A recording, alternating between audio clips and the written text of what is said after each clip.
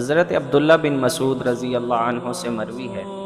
کہ حضور صلی اللہ علیہ وسلم نے ارشاد فرمایا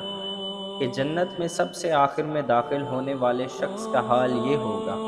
کہ وہ گرتا پڑتا چل رہا ہوگا اور جہنم کی آگ اسے جھلسا رہی ہوگی۔ بالآخر جب وہ جہنم سے بمشکل نکل پائے گا تو جہنم کی طرف دیکھ کر بے اختیار کہے گا، وہ ذات بڑی بابرکت ہے جس نے مجھے تجھ جہنم سے نجات عطا فرمائی، اور بے شک اللہ نے مجھے وہ نعمت بخشی ہے جو اولین و آخرین میں سے کسی کو بھی عطا نہیں کی گئی۔ پھر اس کے سامنے ایک درخت ظاہر ہوگا تو وہ عرض کرے گا کہ اے رب کریم، آپ مجھے اس درخت کے قریب کر دیجئے تاکہ میں اس کے سایہ میں بیٹھوں اور اس کے پانی سے پیاس بجھاؤں۔ اس پر اللہ تعالیٰ فرمائے گا کہ اے آدمی، اگر میں تیری مراد پوری کر دوں تو تو کچھ اور مانگے گا؟ وہ شخص کہے گا کہ نہیں پروردگار، اور مزید سوال نہ کرنے کا پختہ وعدہ کرے گا۔ چنانچہ باری تعالیٰ اس کی معذرت کو قبول فرمائے گا کیونکہ وہ اس کی بے صبر طبیعت سے واقف ہے، اور اسے اس کے مطلوبہ درخت کے نیچے پہنچا دے گا۔ وہ شخص اس کے قریب جا کر اس کے سایہ میں بیٹھے گا اور وہاں موجود پانی پیے گا۔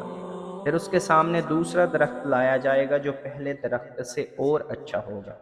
تو وہ پھر شخص اللہ سے اس کے قریب جانے کی درخواست کرے گا۔ اللہ تعالیٰ فرمائے گا کہ اے آدمی، کیا تو نے کچھ اور سوال نہ کرنے کا عہد نہیں کیا تھا؟ اگر میں تیری مراد پوری کر دوں تو پھر تو کچھ اور سوال کرے گا۔ چنانچہ وہ شخص پھر سوال نہ کرنے کا وعدہ کرے گا، اور اللہ تعالیٰ اس کی بے صبری کو جانتے ہوئے چشم پوشی فرما کر اسے اس درخت کے قریب پہنچا دے گا، اور وہ اس کے سایہ اور پانی سے فائدہ اٹھائے گا۔ پھر ایک تیسرا درخت جنت کے دروازے کے بالکل قریب نمودار ہوگا جو پہلے دونوں درختوں سے زیادہ خوبصورت ہوگا، تو یہ شخص اس کے قریب جانے کی بھی درخواست کرے گا۔ بالآخر جب اسے اس درخت کے قریب پہنچا دیا جائے گا تو اسے وہاں اہل جنت کی آوازیں سنائی دیں گی، تو وہ درخواست کرے گا کہ اے رب کریم، اب بس مجھے جنت میں داخل فرما دیجیے۔ اللہ تبارک و تعالیٰ اس شخص سے مخاطب ہو کر فرمائے گا کہ آخر تیرا سوال کرنا کب ختم ہوگا؟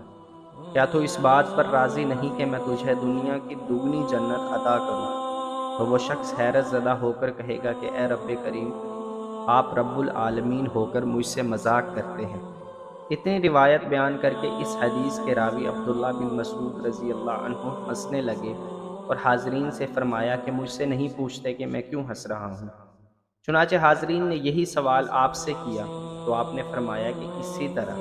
اس روایت کو بیان کر کے حضور صلی اللہ علیہ وسلم نے بھی تبسم فرمایا تھا، اور جو صحابہ نے آپ صلی اللہ علیہ وسلم سے اس کی وجہ پوچھی